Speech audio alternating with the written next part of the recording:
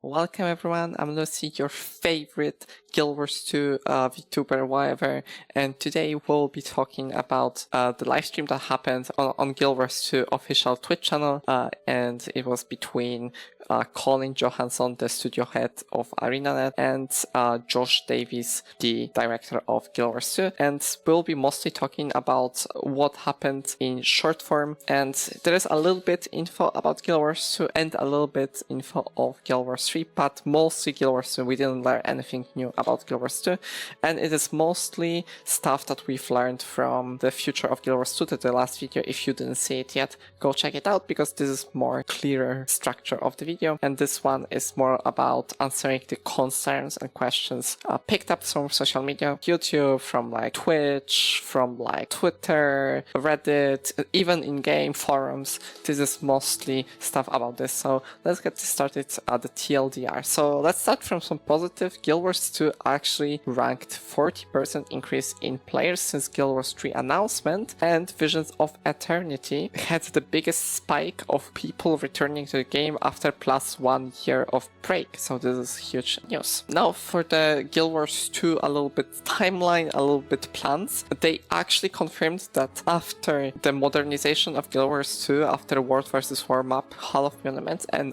they return to these yearly expansions like we have now since Secrets of the Obscure, where they just do a little patches, because they said that this is the best like model for them to follow, because they can update the game quite often at the same time keeping the player engaged and creating a little bit smaller scopes rather than big expansions like, you know, End of Dragons, Path of Fire, Heart of Thorns. Speaking of Hall of Monuments, it will be a mix of backwards stuff and new stuff to do. So it will respect your time that you spend on Guild Wars 2 so far, because they said that they know that many people have hundreds or thousands or 10,000 hours in Guild Wars 2, and many people on the chat have been writing that yeah, they spend like 10k, 30k. I personally myself have 2,000 years, but for only playing 1 year, I think it's actually pretty impressive hours still. Also, Hall of Monuments will roll out in phases.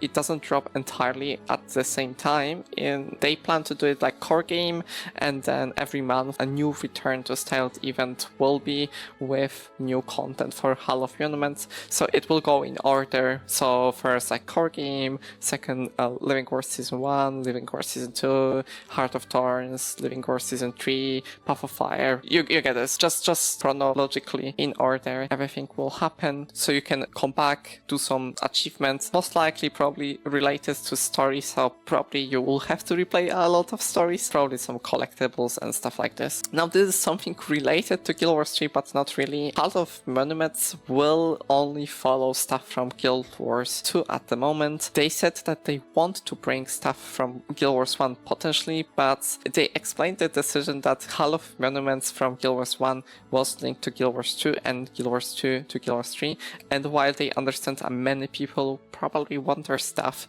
that they grinded in Guild Wars 1 in Guild Wars 3, it's just not feasible at the moment, and maybe in the future they will expand upon this idea, but as of now it will be only Guild Wars 2 to Guild Wars 3. Now about the ambitious take of ArenaNet working on Guild Wars 2 and Guild Wars 3, this is something I was worried a little bit myself, but Colin said that Guild Wars 2 and Guild Wars 3 have separate teams, a studio within a studio, that they do not share resources, they don't really share teams members, and they all work on their separate projects, meaning that neither of the games suffer from too little employees or from prioritizing one game over another. And he marked it as a way to say that, hey, you know, we've been developing the 3 expansions in last 3 years, so nothing is gonna change and the studio is still gonna keep up. And Guild Wars 1, not much info at the moment, because they are focused on the mobile development and the new content type that is coming to Guild Wars 1. So as of now, there's no roadmap for this game specifically,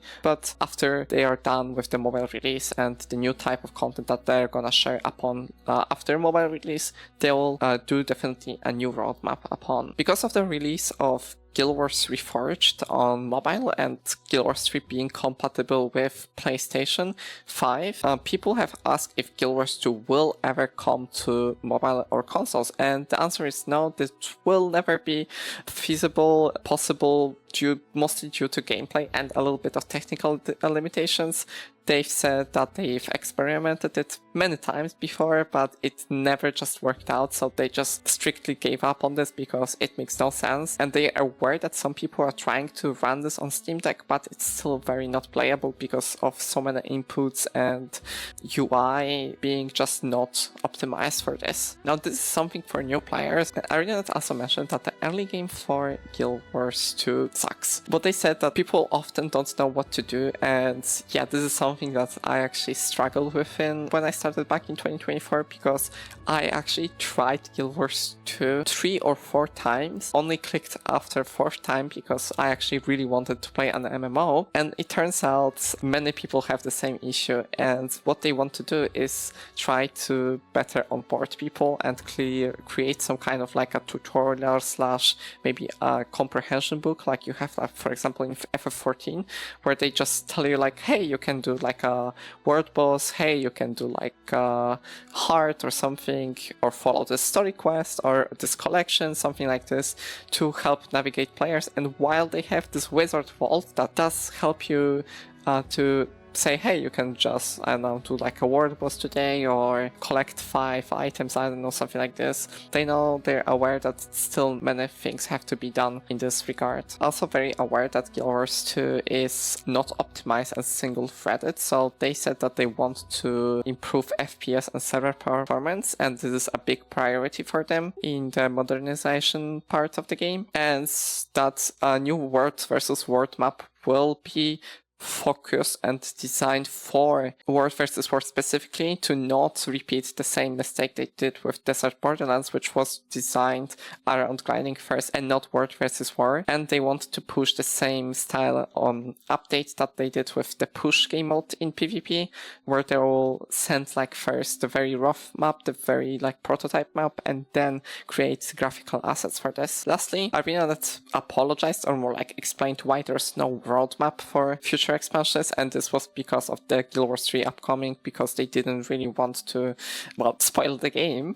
So they said that they're going back to their clear roadmaps every year and a little bit more of dev updates slash live streams for people to be aware what's coming next for the Guild Wars. So yeah, summarizing, we didn't learn anything new. If you watch my last video, pretty much most of the topics were said about it before. The only new things that we've learned is that about the half uniments, that it will combine some stuff that you already have in the game and also the stuff that some new stuff to add upon it. So you'll definitely not be born once Hall of Uniments rolls in winter 2026. And yeah, that's it. Like my video, please like and subscribe, and come join our Discord or Twitch if you like watching live streams, and I'll see you guys in next video. Bye bye.